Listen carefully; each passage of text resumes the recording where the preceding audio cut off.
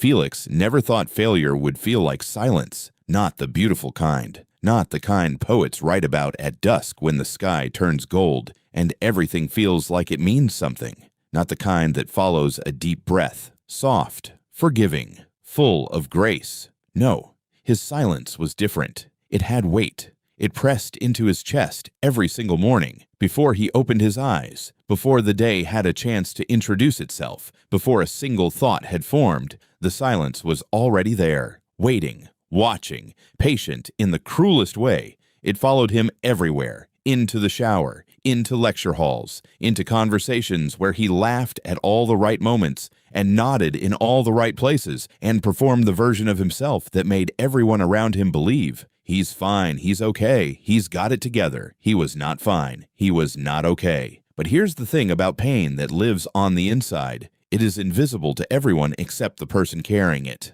And the person carrying it, they become experts at hiding it. Felix used to believe, with everything in him, that effort was enough. Work harder, stay up longer, sacrifice more, and life will eventually reward you. That belief carried him for years, until one day, it didn't. The first crack came from school. He remembered the moment clearly, his phone in his hands, the results page loading slowly. Something inside him already knew before the numbers appeared. He scrolled, one failed course, then another. For a long moment, Felix just stared at the screen. "This can't be right," he whispered. He called a friend immediately. "Check it again for me." There was a pause. Then the answer came quietly. "It's correct." That word destroyed something in him. Correct.